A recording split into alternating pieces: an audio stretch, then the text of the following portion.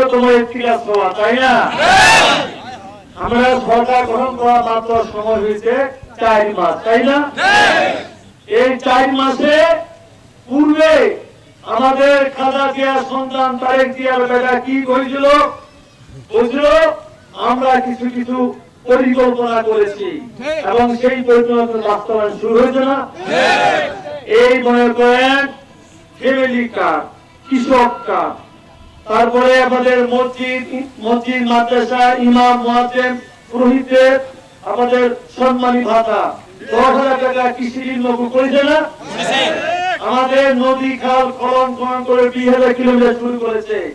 কাজেই আমাদের লক্ষ্য আছে বাংলাদেশে 25 কোটি আমরা বৃক্ষরোপণ করব এবং আমাদের মাননীয় প্রধানমন্ত্রী নির্বাচনে আপনাদের ওয়াদা করেছিলেন যে এই তিস্তা পারে মানুষের যে বাঁচাও তিস্তা সেই দুঃখ দুর্দশা আমরা ঘুচাবই। সেইটাই বাস্তবায়নের টানে আজি আমরা আসিছি তোমার এই খেলা, ঠিক আছে? কেমনে করলে হবে, কথায় কথায় আমরা কি করব, আমরা সেখানে বিশেষজ্ঞ টিম আনছি। আমরা ইতিমধ্যে দেশের বাইরে যেসব দেশে এই রকম বড় বড় নদী রক্ষা করার জন্য পরিকল্পনা করে অ্যাসেসমেন্ট করে সেই রকম বিজ্ঞানী জ্ঞানীগুলির সঙ্গে আমরা কথাবার্তা বলছি এবং তাদের সঙ্গে সেমিনার করছি। কারণ আমরা চাই এই তিস্তার পারে না স্থায়ী একটা সমাধান। ওদের টানে আদিনা করিনি, কালিকা আবার তিস্তা পানি থাকবে না এমন কাজ চেয়ারম্যান করে না, খাজা জিয়া করে না, তারে গ্রহণ করবে না, ওদের দুলু ভাইয়া পরিবার হয়। এই জন্যই আজকে আমাদের মোটামুটি আমাদের কল্পনা সমস্ত শেষ, এখন শুরু হয়েছে কার্যক্রম।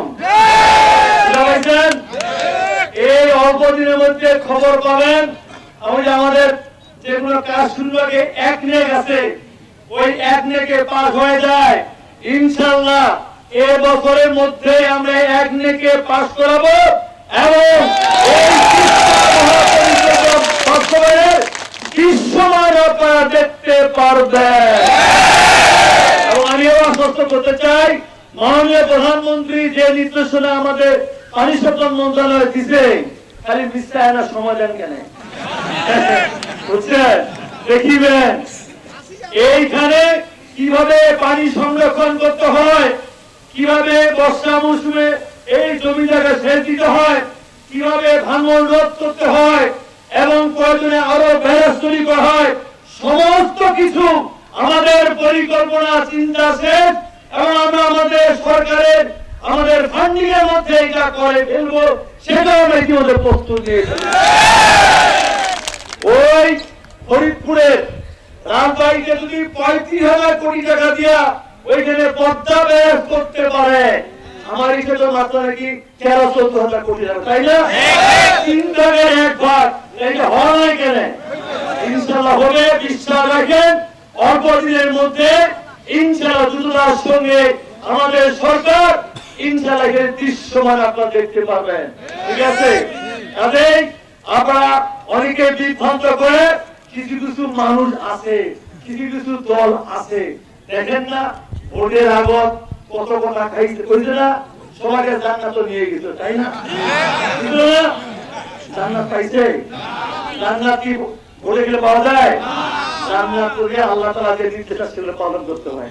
কাজেই বিভ্রান্ত হবেন না, বিশ্বাস রাখবেন ইনশাআল্লাহ এই অল্প সময়ের ভিতরে আমরা আমাদের এই তিস্তা মহাপরিকল্পনা বাস্তবায়ন করে তিস্তা পাড়ের প্রত্যেকটি মানুষের মুখে হাসি ফোটাবে, এটাই এখন প্রতি।